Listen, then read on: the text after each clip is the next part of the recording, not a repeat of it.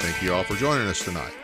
Our special guest tonight is Aundrea Gomez. She'll be providing us with updates on election integrity and other concerning legislation. She is with Tennessee Fair Elections. You can reach them. You can find their site at TennesseeFairElections.org. Aundrea, thank you for being with us tonight. Thanks, Dave. Just give the audience a little reminder, overview of your organization, if you would. Okay, yeah. So Tennessee Fair Elections is a statewide coalition of volunteer citizens. I've founded and I chair this group along with some other amazing folks. But we started back in 2022 in the fall. And since then, we have continued to meet and study elections year round. And we've had a couple of sessions now where we have filed legislation and worked with the General Assembly, and really just looking to identify in the state of Tennessee, what are we doing well, where are the vulnerabilities, where are the threats, because even in Tennessee, there are still going to be threats to liberty, including our elections, yep. And what do we need to do to address those vulnerabilibilities? Where's the leverage point for that? So that's what we've been doing for the last 2.5 years. And I think there's some things that we have discovered and learned about elections in Tennessee that would probably shock some people. So wait a minute, well, we're number 3 nationally, right? So I mean, we're great, right? I mean, we don't have any weaknesses. Well, the funny thing is actually that scorecard you're referring to placed Tennessee as number 1. With Georgia number 2, and we all know how messed up their elections are. But we still continue to hear the brag. We're number 1 in election integrity, and that scorecard really only looked at a few issues. They were looking at, does the state do a mass mail-in ballot? Like, do they mail a ballot out to every single person? For them to be able to vote by mail.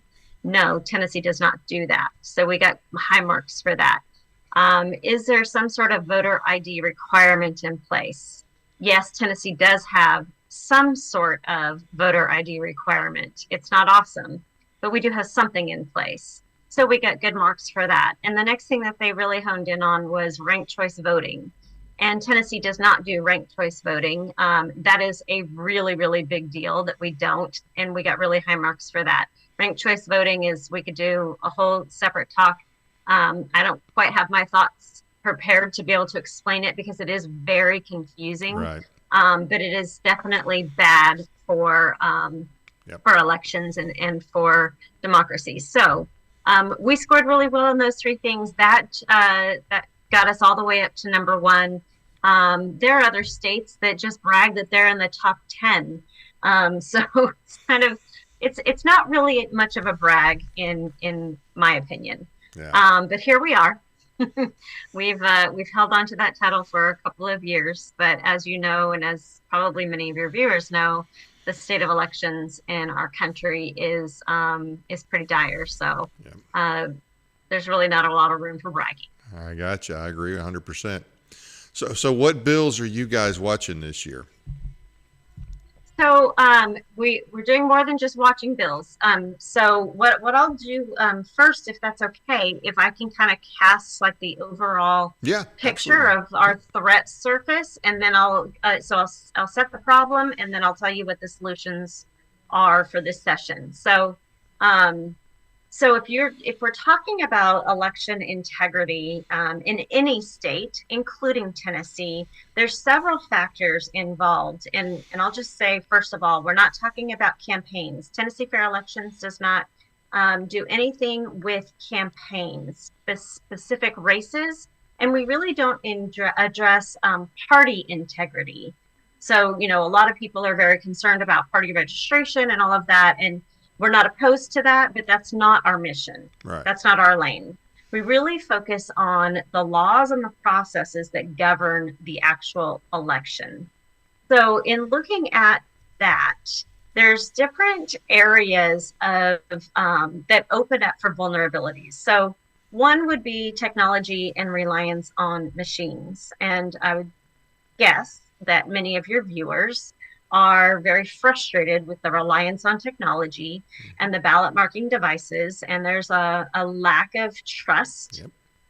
And definitely a lack of transparency. And so that's been a big focus in the last 5 years for a lot of people and a lot of groups. Is that's that they've identified that as the number one vulnerability. And I would concede, yes, the technology and the machines are a huge problem, but they're not the only problem. Right. And so what I would want viewers to understand is that while that is an issue, fixing that issue doesn't solve everything else. So, but it is an issue, and there are a lot of issues within that issue. There's also the issue of the centralized vote casting and tabulation.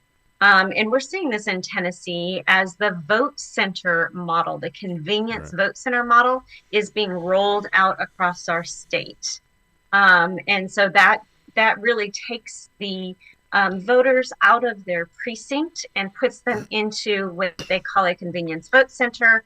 And in order to have a convenience vote center, you really do have to have all of the machines, because you have to be able to offer hundreds of different ballot types, because, you know, you might be in, you might live in one part of the county, but you're going to go vote, you know, at the vote center that's closest to your work. And so they have to be able to offer the ballot type that matches up with all of the races that you are eligible to vote in.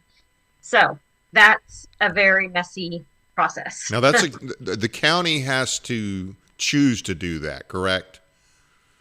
Well, so yeah, it starts with the Election Commission, and this is going on right now with a bill that we are very much opposed to, that just passed the House Elections Subcommittee last week. It's Hamblen County is the county that's doing this right now, and so first the Election Commission comes together and they just decide, they vote on wanting to implement this convenience vote center model. And then they ask the legislator to run a bill for a pilot program, and the legislature passes it. But nobody elected that election commission. The people didn't elect them. So this isn't the people asking for it. This is the election commission at the county level deciding that they want to do this. The people aren't asking for it. So let's make that distinction very clear. Okay, so that's the centralized voting and tabulation. Another vulnerability on this threat surface is the USPS absentee mail-in system. It creates vulnerabilities when you have the USPS, that chain of custody with your ballots, and all, you know, the absentee process and verifying that those are actual eligible voters.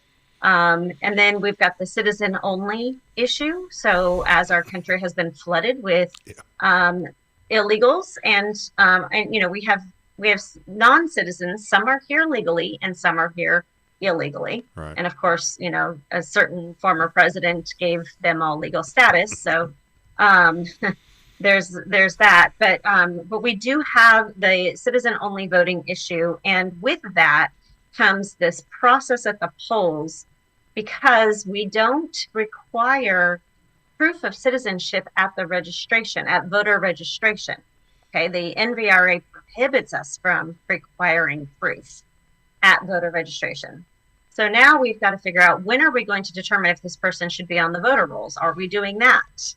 I would suggest that in Tennessee, we are not doing a good enough job at making sure that the people that make it onto the voter rolls are actual citizens. Okay, now back up just a second here, just so I'm straight. So verifying their citizenship is done where? Done at what point in the process? It should be done before they're put on the voter roll. So they can fill out the voter registration card. Right. On that card, they just answer a question that says, "Are you a U.S. citizen?" They answer yes or no. That's it. And they don't have to prove that. They don't have to show anything. federal law prohibits the states from requiring proof when they fill that out. Now, there is legislation in Congress called the SAVE Act. Right. It's a bill from Chip Roy, and we need that to pass because that makes changes and amends the NVRA so that states can require proof. But currently, they cannot. Now, so then... Can they not do it for their state elections? They can't. So Arizona was able to do that, and they now do require proof of citizenship for their state elections. Tennessee has not had an appetite to do that. So so in Arizona, and I understand you're covering Tennessee, but just hypothetically here, if we had that law and we can verify for the state election, well, okay, now we've proven this person, hey, you're not eligible to vote in the state election, so then we could prevent them from voting in the federal election, right? No. So in Arizona, they have a bifurcated ballot. So you can only get the Arizona state ballot if you're proving that you are a citizen. If you have not proven you're a citizen, then you get a federal only ballot. Yeah, that's the reason I like nullification, but that's a whole different topic. Yeah, I agree. Nullification applies on a lot of things. Okay. So anyhow, going back to your question though, then once they have filled out that voter registration card, our election commission offices should be verifying that they're a citizen before they actually put them on the voter rolls. I don't know that that's consistently happening across the state. Every county is responsible for that. I think some counties are probably doing a fantastic job at that. I think there's other counties that are overwhelmed with other activities. How do they do it? What do they use to do that? They're supposed to use some state databases to determine. Okay. Yeah, I'm sure. I'm sure ours is top. I'm sure that's number one. I'm sure we're number one in that too, no doubt. So then we're left with, okay, if it doesn't get caught at the election commission office at the county level and they end up on the voter rolls, then certainly when they get to the poll to actually cast a vote, we should have some training in place to make sure that a non-citizen doesn't get an opportunity to vote. We do not have that training in place. So one of our bills this session, it's actually going to be heard in the subcommittee tomorrow, is to require that training so that poll workers are trained on how to discern if this person in front of them is eligible if they are an actual citizen. If they're not a citizen, or they do not have any identification that shows that they are a citizen, then they are to be given a provisional ballot. And a provisional ballot it's a paper ballot. It gets put in a separate bin. And then if there's for some reason, maybe there was possibly a mistake, that individual has, I think, 48 hours to prove that they're a citizen. They can come back to the election commission office and say, okay, here's my proof of citizenship. And then they can go ahead and cast their ballot. So currently we don't have any training along those lines for our poll workers. They don't know anything about it. They don't know that when they look at and this goes back to the voter ID. Okay. So we are told we have voter ID in Tennessee. Well, okay. We allow expired licenses to be used to vote in Tennessee. Did you know that? No, I didn't know that. We also allow people to use an ID that does not show their residency. It doesn't show where they live. That's not an ID. That's right. Just a photo, right? Exactly. We have facial recognition in Tennessee. But we're number one. We're not actually, yeah. Right. So currently a non-citizen can get a temporary license to drive. And it says temporary across the top, and that indicates that that person is not a citizen. But the poll workers are told not to use that information at the polls. They're not trained to identify that as a non-citizen. I thought we had legislation on that last year. Did that, and I wasn't sure of the status of it. I thought Representative Barrett carried something having to do with that. And so I take it that didn't make it through then. It didn't make it through, and I don't know if it's going to make it through this year either. There's a lot going on. This is a very strange session. I don't know if that's your experience, but that's my experience. Okay. So other vulnerabilities, other threats to our elections. So eligibility of voters, such as the voter rolls, making sure our voter rolls are clean and they're updated and only eligible voters are on there. That's a vulnerability. How is that being done? The overseas voter, okay, is another vulnerability. Not just Tennessee, I'm talking across the country too, right? The overseas voter. Now this is really interesting.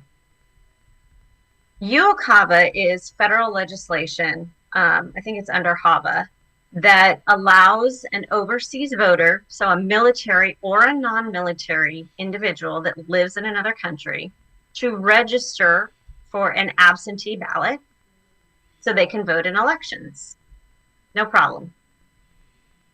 The problem is that Tennessee does not require those individuals to have ever even lived in the state of Tennessee.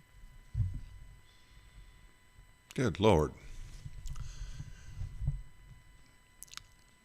I could kind of see that on the military side, if you were like stationed at Tullahoma or something.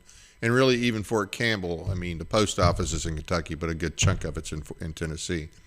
And a lot of the people live in Tennessee, but that's just insane. That's. But I'm not talking about military that are in Tennessee. I'm talking about they live in another country. Right. They're registering for an absentee ballot, and they don't have to prove that they've ever even lived. They don't have to have ever lived in Tennessee in order to get that ballot. So you have people registering for a ballot in Tennessee to vote in your local elections. I mean, how do you just determine what district? So they're just putting down an address, and they've never lived at that address. Maybe they know someone else who has lived at that address, but they're now going to vote in your state House and Senate district. What about your school board and your county commission? That is the stupidest thing I've ever heard. It's just one of those things that most people don't even realize. And now what we have determined is, this isn't a Tennessee statistic, it's a national statistic, but in 2022, over 60% of the voters that voted with that military overseas UOCAVA ballot, they were non-military. So the number of non-military voters is on the rise. And if we're not able to determine that they're actually eligible and that they've ever had some sort of connection to the state of Tennessee, that's a huge vulnerability. Right. Well, do they have to prove they're in the military even? That's a good question. I believe they do. They somehow have to fill out that ballot and prove their identity. I don't know exactly what the ballot requires them to put down regarding the military. They don't have to be in the military because it's for military, it's for overseas citizens, and also dependents of military. Right. So if your spouse or whatever, but we just have people maybe who, like maybe Rosie O'Donnell, she's left the country and she's now living in Ireland. Maybe she still is going to try to vote here. I don't know, but she's not military. Yeah. Okay, so then additional vulnerabilities and threats. So I mentioned the training, the transparency, the hostility to transparency. That's like public records request, hostility towards poll watchers. We've had in multiple counties across the state, we've had the poll workers, the election commission, and even the county parties just be hostile towards the idea of having poll watchers in the polls. And by law, the Tennessee Code says that they have a right to be there. So that hostility is not okay, and it's a vulnerability. We've had problems getting cast vote records, and then of course there's the issue with the audits. You know that when you vote in a vote center and you're bringing all of those different precincts together, and one one machine that's, capturing all those ballots could be housing ballots from multiple precincts. You can't do a precinct audit when people are voting in vote centers. Right. And a precinct audit is what the law says. So unless you go in there and you're now dividing up and, separating out all of these ballots and handling all these ballots, you can't get in there and do an audit without doing that. And I would say we should be just voting in the precincts from the beginning so that we can quickly, easily, and accurately audit those ballots. Why the push to the vote centers? What's the push behind the vote? What's the thought behind that? What's wrong with voting the old-fashioned way in your own precinct? Well, it's the centralization of everything. When you can centralize the voting and the tabulation, then you can centralize the control. Okay. Yeah. They tell us it's for convenience. But whose convenience? Yeah, I think it's their convenience. But if you're voting in a vote center, and what we would suggest is that if you're voting in a precinct, we would suggest that your precinct size be about 1,500 people. So that's going to be people that live in your neighborhood, in your community. You're going to know a lot of them, right? You're going to recognize if there's somebody in the precinct. The poll workers should be able to recognize people that maybe don't belong there. Right. So there's a local control over that. And then also you can tabulate your results without the government involvement. I mean, you can execute your election and have your results and even do an audit for your precinct if necessary, and never have anything online and never have anything that's vulnerable to any nefarious activities. It makes perfect sense to you and me, but I guess they must think that they need to do something to be more and more to keep the counties and the people more and more reliant on the government. Also, you don't have to have all the machines if you're in a precinct, but you can really make a good case for having all of the technology if you're in a vote center. Right. Right. It's really easy to do the gold standard of a precinct, in-precinct voting with a secure hand-marked paper ballot. That's a really simple, straightforward, transparent election with voter ID. But when you go to a vote center, now you can make a case for all of these extra layers that are necessary to be able to execute that election. And if we were doing our elections on one day or maybe 3 days, yeah, we wouldn't feel so stretched with the poll workers or even the poll watchers. If we were doing, 1 to 3 days of voting, Trump says he wants 1 day. I would be okay with up to 3, but we're currently doing 10, and some states are doing like a whole season. Yeah, it's ridiculous. Certainly, yeah. I'm with you. 1 day, I could accept 3, but 1 day is fine. It worked fine for years. Other countries have elections in 1 day, and they get everything tabulated. But we act like in our state, oh well, we couldn't possibly do that. That's garbage. Yes, it is. We definitely have some influences, and that's one of the things that confounds all of this. So I laid out the issues, those vulnerabilities, and then you confound that with legislative loopholes. So parts of our Tennessee code that are old and outdated, things that were written before the internet was even a thing. And then we also have these third-party influencers. We've got vendors and we have NGOs that are influencing at the county level and at the state level. So now it's this whole mess of vulnerabilities. So we had some solutions this session. Of course, we all want the machines to go away. Yep. There is not an audience for that currently in our General Assembly. And you and I have discussed this before. We have a supposed supermajority of Republicans. We've got a Republican governor, yep, and a Republican House and a Republican Senate. And yet it's really difficult to get good, solid, conservative legislation passed. They are not open to eliminating the voting machines. So what are some of the solutions that we offered? We had a bill for adding a secure watermark to the ballot.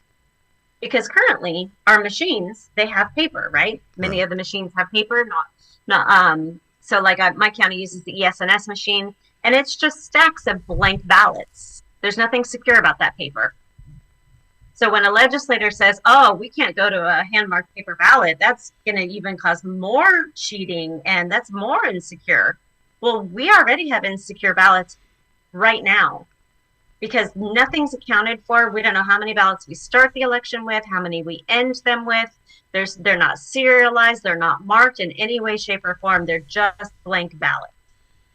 That's crazy.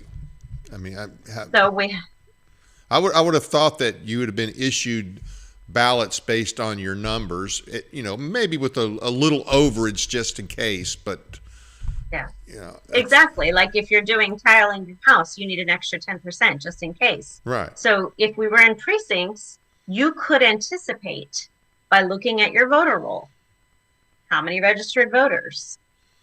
This is how many ballots I need to have to accommodate all of them. I need an extra 10 or 15% just in case someone spoils their ballot and needs a new one. Right. All of those things. And so you can account for all of that when you're in a precinct. It makes it very simple. They could be serialized, they could be watermarked. There's lots of different ways that you can secure the ballot. I just lost my train of thought. I forgot what I was going to say. That's okay. It'll come around. The QR code, the QR codes. So currently with the ES&S machines and many of the others as well from different vendors, when it prints your ballot, there's human readable text on there, but that's not what the tabulator reads. It reads a QR code or a barcode, right? And so you go and walk over to the tabulator and you feed your ballot in. It's not reading the print, it's reading the barcode or the QR code. So the bill that we proposed was to put a watermark on there and then to, over time, phase out the reliance on the barcode or the QR code. And so as they're, purchasing more tabulators, which are required by law in Tennessee, those tabulators will be required to read the human readable text so that the machine is reading exactly what the voter is able to read. Right. You and I can't read barcodes and QR codes, right? Right. That bill got a huge fiscal note attached to it. I think it was $800,000. And so that bill has been taken off notice. Well, $800,000 is not huge in a $60 billion budget. I mean, that's not even a drop in the bucket. But you know what happens when a bill gets a fiscal note attached. It's oftentimes done in order to kill the bill. Oh, yeah, so, absolutely. So that bill is not dead. It hasn't been voted on. And so we would prefer to not have a bill killed in committee, and so that we can work on it and bring it back, and work on committee members and so forth. So that's one. We also this is a really important one. So, well, first let me tell you, we have a voter roll bill that's just aligning our state voter roll code to match with the federal NVRA. So that's a really simple, straightforward bill, because we had some additional quiet periods that said you can't clean up voter rolls, for this additional 90 days. Right. That was something that was put on the books back in the 70s, and then the NVRA came along in 1993. So this bill is just kind of cleaning it up and streamlining it so that it just matches and doesn't add any additional handcuffs to the state of Tennessee. Prohibiting internet voting. Now, we know nobody wants the ballot marking devices or the tabulators to be connected to the internet, and we are told over and over and over again that they're not. Right. So you would think it would be a slam dunk for our conservative Republican supermajority to pass a bill that prohibits internet voting, right? Wouldn't you think? Oh yeah, and I would think we would really have constitutional carry too, but we don't, and I'm assuming the answer is the same there. Right. Good point. Well, so this was heard. This bill to prohibit internet voting was heard in subcommittee last week. They didn't vote on it, so it's not dead, but they did roll it to the final calendar. We're concerned they are doing this to eventually roll it to the heel, and so that they can just avoid voting on it altogether. Right. The problem here is that when they are sending out a ballot to those overseas voters that I mentioned earlier, right. They're sending a blank ballot through the internet. Okay, that's fine. They're doing this also for individuals that have vision issues, challenges, disability. So they're allowed to send the blank ballot through the internet. This bill says they cannot return their cast ballot through the internet. The pushback we're getting from our secretary or the coordinator of elections at the state level, the pushback we're getting is that, well, those visually impaired people have to be able to use a device or, a home computer or something along those lines in order to mark their ballot. Well, here's the problem, is the moment you allow a visually impaired person or a UOCAVA voter to use their home computer to mark their ballot, you've now just made that home computer a ballot marking device, and they're not certified for that. Wow. But the pushback is like, oh, well, then you're going to be cutting out all of these people and they're not going to be able to vote. No, they need to vote on a hand-marked paper ballot. So let's make whatever accommodations need to be made so that they can get a hand-marked paper ballot that they can mark, maybe in large print or whatever. I've seen the accommodations for students that are visually impaired. So I know it's possible. Right. But they need to return that ballot in paper form. Yep. That makes sense. It makes sense. I'm concerned it's not going to get a vote. You mean even get a motion in the committee or a second in the committee? Well, it got heard. I testified on this bill last week. And here's the other, it's really the bureaucrats. They're the ones that are winning. You know this. You've seen Second Amendment bills get killed because a bureaucrat who's paid by the taxpayers comes in and testifies against your bill. Yep. And that's happening in our case as well. So it makes you question who speaks for us. If our legislators continue to acquiesce to a bureaucrat, then are they really there to represent you and I? Yeah, and think about where we're at in that hierarchy. So it seems like with most of our legislators, not all of them, but the vast majority of them, it's like, okay, I got to do what the governor wants. I got to do what speaker wants if I'm in the Speaker of the House wants if I'm in the House. I got to do what the lieutenant governor wants if I'm the Senate. And then you got all, you don't want to make the chairman mad of the committees that you have to, get your bills through. And then of course there's all the lobbyists. And then we're down here somewhere, okay? Because number one, there's not enough of us. We don't have the money to compete, unfortunately. And so they're there supposedly to represent us, but most of them don't. And I think after they're up there a while, I don't think most of them even see it as their job to represent us. I think they stand for election and not much else, so they know all the right things to say and do at election time. And the rest of the time, they just want the path of least resistance. And if there's not enough of us to create consistent, effective resistance, to include putting up a viable candidate against them and funding them, then they don't worry about it. And we're not represented. That's right. We have lost representative government. Yep. Absolutely. Okay, so still working on that internet bill. It should be heard a week from tomorrow. What's that bill number? Final committee. What's the bill number? That is HB 139.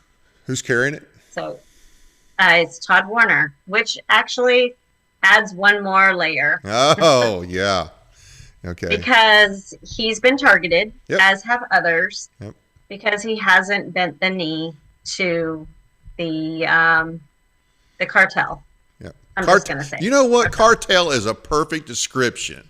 That's the political cartel of Tennessee. You know, the Rhino cartel. I guess that's what we could call it. And actually, at that level, the senior ones, I could kind of consider them reptiles. The rank and file guys, they're just part of the Rhino cartel. But yeah, they are a cartel, and they definitely don't represent us. Yep. Yeah, and if you have a backbone and you stand with your constituents, yep. You're going to be targeted and told, we're just not going to pass any of your bills. You'll never get a bill passed. Yep, that's the way they operate. You don't comply, you're not playing the game. So, yep. Okay, some additional bills. There is a bill to prohibit foreign funding in elections. So I mentioned earlier that influence, that the group of NGOs, many of them foreign funding, influencing at the county level, at the state level, and so forth. And obviously through vendors, many of those are influenced with foreign funding. So this bill is carried by Representative Tim Rudd. He's the chair of that election subcommittee, and it prohibits the foreign funding in elections. And this bill will be heard in the House full state and local committee tomorrow. And what are the odds on this one, you think?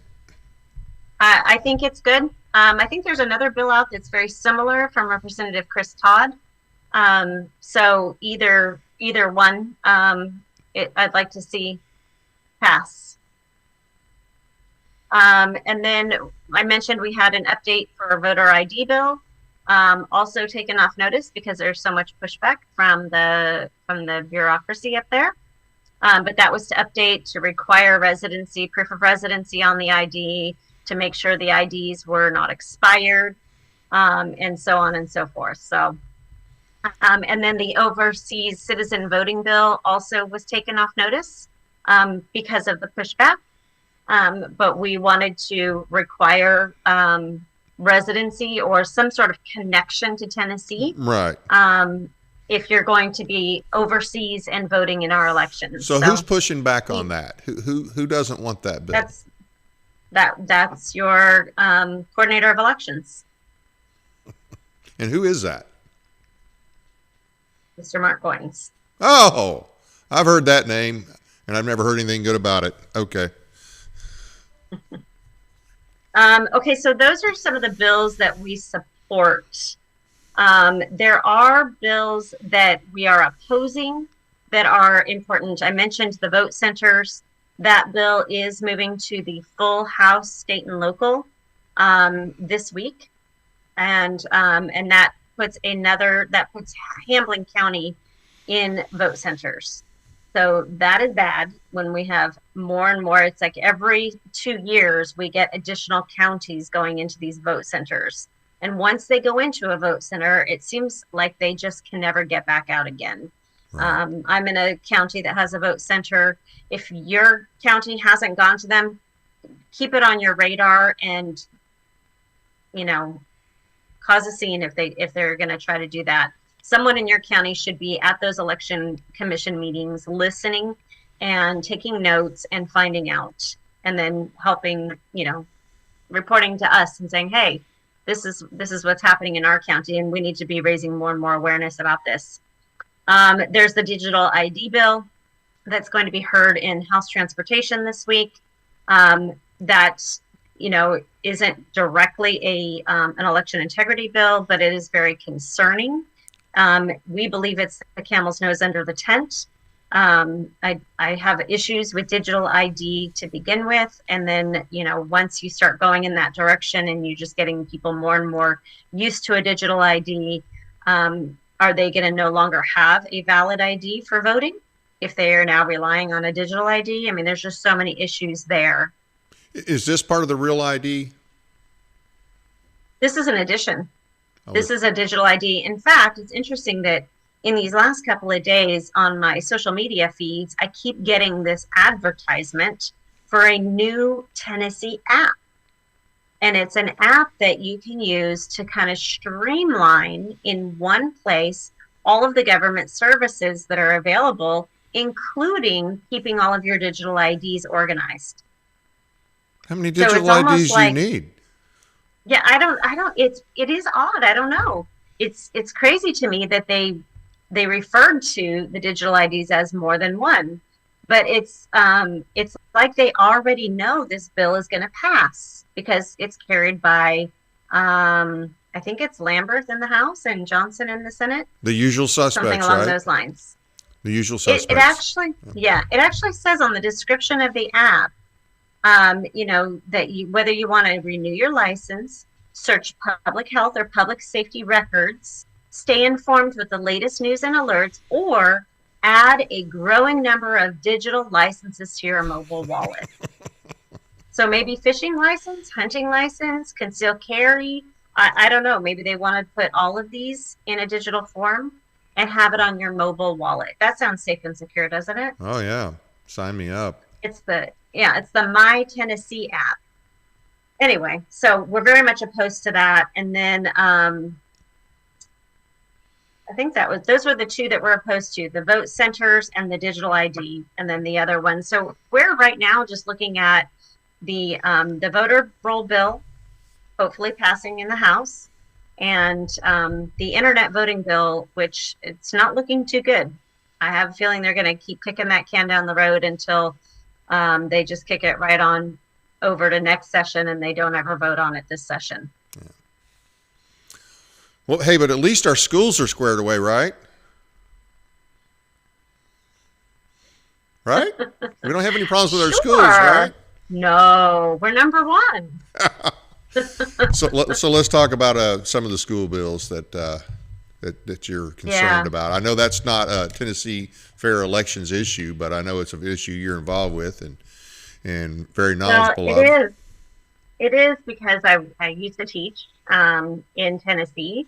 I've been a public school teacher. I've done private school with my children. I've done homeschool with my children, and I've done online school with my children. So, but then as a former teacher, this is my wheelhouse. This is the subject I feel the most comfortable with. It's a subject I feel very passionate about.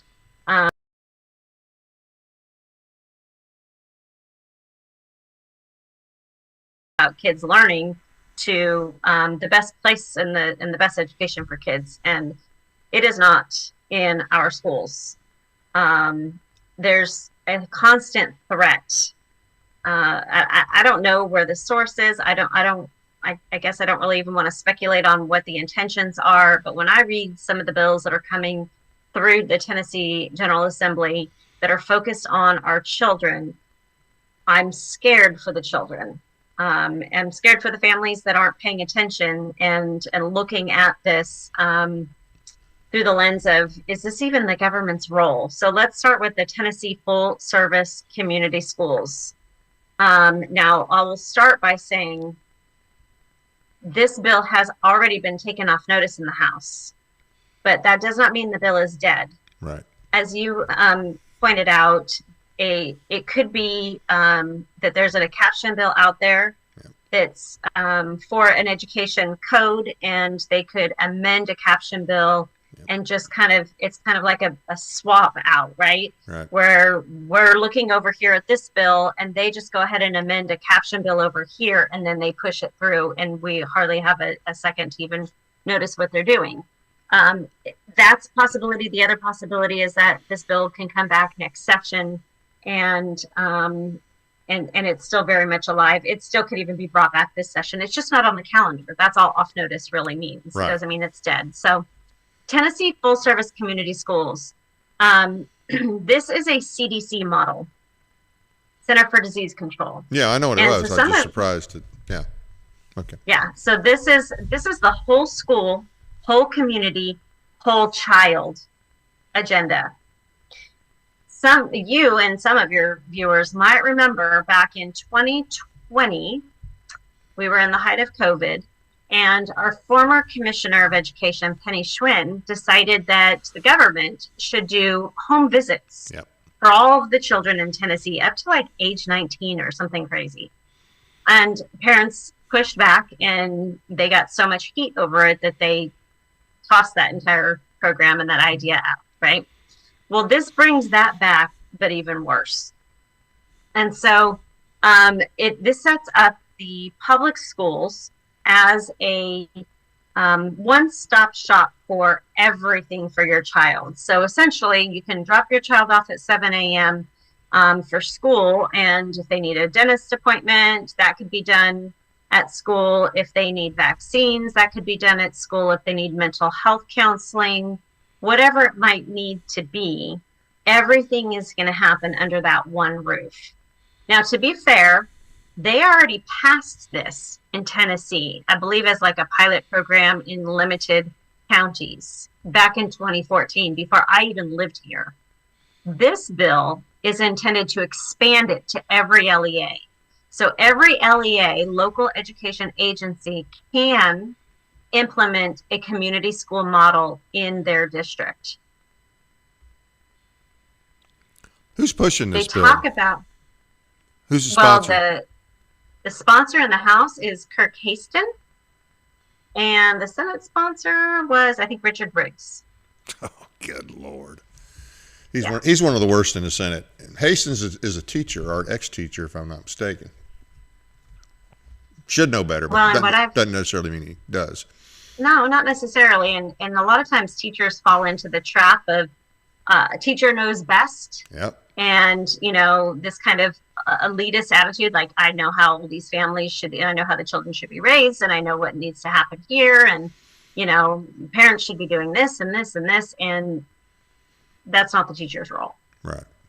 So this bill talks about pipeline services, and I'll explain what pipeline services are, but what is most, I think, grating on my nerves is when I hear people refer to parents as stakeholders. If you're the parent, you are not a stakeholder. You are not a stakeholder. You are the parent. You have the authority. You do not co-parent with other stakeholders. So that just bothers me. This sounds like that Hillary Clinton, it takes a village garbage. Yes, exactly what it is. That's exactly what it is. So pipeline services, like I mentioned, mental health screening and supports, vaccines, social emotional learning supports, nutrition services, and family engagement. So yeah, one-stop shop. Just drop your kid off and the government will take care of everything. In 18 years, we'll have another little commie. Yep. We'll be good. Yep. So again, that's off notice, but it's something to be aware of because this is the agenda. This is the goal. This is where they're trying to get Tennessee to. It's like there's a race for which state is the most UNESCO friendly, and Tennessee is like, I want to be first, right? So all the UN agenda stuff is coming through Tennessee, and again, it's all being brought by Republicans. The Uniparty. Yep. All right, now this one's really disturbing, and it's not just because the bill is disturbing, it's because when I describe it to you and then I tell you that the entire House committee, the full committee on education, every single Republican voted for this bill. The only opposition were actually, I think, the 3 Democrats on that full committee. So it passed the House Education Committee with flying colors and full Republican support. This is the surveillance bill. That's what I call it. I don't think they call it the surveillance bill. This is Jay Reedy in the House and Brent Taylor in the Senate. When I read this bill, I immediately had several thoughts. But one was Minority Report. This bill creates a minority report for every single child. It actually states that all public schools shall implement a computer-based system that teachers and staff must use to input data of early warning signs. These reports must be submitted to the State Department of Education, and if a school doesn't comply, they lose their state funding. Good Lord. Now, who's the sponsor on this again? This is Jay Reedy in the House and Brent Taylor in the Senate. Okay, Jay's my rep, so we'll definitely be having a discussion. This is ridiculous. It also comes with a $2.9 million annual fiscal note. Good Lord. So here's what's really disturbing. Of course, we want, if there's a child that is struggling, we want that child to get support. Nobody disagrees with that. Schools are already doing that. We already do universal screeners for behavior. We already are doing, and I don't agree with these, but the school climate surveys, right? That gathers way too much data and information on our kids and their values, their family values, and so forth. This bill takes that to a whole new level because it's telling the schools, the teachers are going to have to basically constantly be monitoring and reporting on the children into this computer-based system. And the early warning signs that are going to get reported, if a child is engaging or being the victim of harassment, intimidation, bullying, or cyberbullying, making or receiving threats of violence, exhibiting signs of substance abuse, mental health issues, self-harm, or suicide ideation. Who determines mental health issues? Who, are those teachers capable, qualified to determine a mental health issue, especially with a kid, especially with a little kid? They're supposed to be teaching. They're supposed to be teaching. Yeah. So if their instructional minutes are going to be used monitoring and reporting on children, how much time are they going to have to teach or to plan? But this isn't limited to just the teachers. This could be the bus drivers too. The bus drivers now, if you see an early warning sign of a mental health issue, so a child shows up sad on your bus and is crying, do you now have to report that? It's an early warning sign that child seems stressed. Or maybe that child's, parent is ill with a terminal illness, and that child is showing signs of depression. You now have to report that. And I've said this before. I don't know if I've said it tonight or not, but the GOP is supposed to be the grand old party, but more and more every day, it's like the damn gang of progressives. I mean, there's less and less difference in them and the Dems, at least in Tennessee. And it's just frustrating. This is ridiculous. This is communist stuff. So in 2023, I came across there's a school system in Houston that is using AI to monitor the children. So they have AI bots. I think the company was called Davidas or something like that. They have AI that monitors the children, and in the beginning, it sets a baseline. Okay, this is normal behavior for this child, right? So maybe it's that child's getting up and out of their seat, 10 times in an hour. I don't know. And that's normal. But then the following week, when the child gets up and out of their seat 15 times, that's outside of the baseline. So anything outside of the normal baseline for that child is going to send an alert to the administrator. And all of this data being collected via AI. Now, this bill doesn't say that it's going to use AI, but is this opening the door for that? And then, even if it's not, we are opening the door for this third party, this computer-based system. And where is this data going? Who is it being shared with other than the State Department of Education? Who else has access to this data? How long does the data last? Can this data follow a child from one school to another? Can it follow the child out of the state? Can it follow the child into their, future career and impact their ability to get a job or to be admitted to a college? What are the long-term implications of collecting all of this data on our children and creating these reports? Is this going to feed into a social credit score? Is this going to be used in the new MyTN app?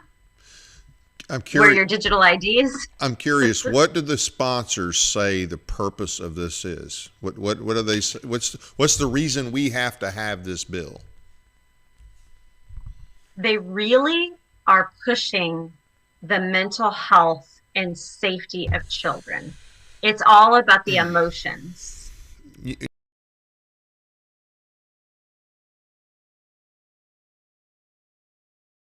And your liberty, so the government can keep you safe. Yep. I would say, the what I see is this just creates a situation where children are becoming more and more accustomed to constant surveillance and monitoring and being watched all the time and giving up their information and their data and just becoming so desensitized to that. They don't even understand what it means to have privacy anymore. Without privacy, you can't have liberty. This is like an ongoing red flag law. That's exactly right. They're just waiting for something, and this is insane. And here, Tennessee, it's a shame because we have some really good people in this state, but we only have a handful in our legislature that are not just utterly worthless, if not traitors. We only have a handful. We can't trust them with anything. Exactly. I can count 5 in the House. That's my number. Oh wow! Maybe I need to pay more attention. I was going to be a little more generous to the House. Senate, I was thinking 5 on a good day. But yeah, it's pathetic. I don't understand. I was thinking 3 in the Senate. Well, it depends on the issue. I mean, there are a few that are decent on some things and just terrible on others. But and this is disappointing too, because this is not the kind of thing that I thought my rep Jay Reedy would support. But I'll definitely have to ask him what is he thinking. But there's no justification for this. This whole mental health thing. This whole mental health thing is just another angle of control. That's all it is. This, just like the anti-bullying thing. And I knew when I first saw the bullying thing, I'm like, wait a minute. Okay, bullies have been around forever. You have to teach your kid to stand up to a bully, and you don't make a kid who's maybe a bully in school. You don't mark him for life because he was a bully in grade school. That's ridiculous. Right. Well, I really do see a push for making our children more and more fragile. Well, this will do it. This will definitely do it. Well, if you got, I know you got some really good news at the end, right? You got some good bill to tell me about that you think will get through? I did not come prepared with anything to leave you on a high note. I apologize. Shame on me. I should have. That's okay. No problem. What I would say is here's the thing. You and I think are on the same page with this. Is all power is inherent in the people. It's supposed to be, yeah. Right? Yep. Right. It's supposed to be that way. These people are supposed to represent us, not lead us. We lead them. Yep. So I would, if it's, I guess, any sort of an encouragement, is start thinking about how the language that we use and how we think of these representatives. I don't condone treating any of them badly or being disrespectful or rude or nasty to them. Don't call them and cuss them out. Like, always behave respectfully, right. But maybe shift your thinking and realize that they really do. They are supposed to represent you. That's why you sent them there. Yep. They're not there to lead you. They're not there to be condescending, to tell you what you need. You can self-govern. Yep. Some of them can't even self-govern. No, and they're in leadership. So if you pull down the pants of a ref in a basketball game, high school basketball game, then you can be in leadership in the Tennessee State GOP. Or get a DUI. Get a DUI. Hey, we'll keep you in place. Not a problem. DUI and pissing all over yourself on TV and everybody sees it. And you're still in position. You embarrass the state and you're on Saturday Night Live for your little online fling with some young gay dude and you're in your late 70s.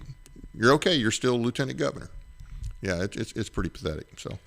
Well, hey, I really appreciate what you do. I thank you for coming on, and we'll definitely be in touch. All right. Appreciate it, Dave. Thank you. Thank you again. Appreciate it.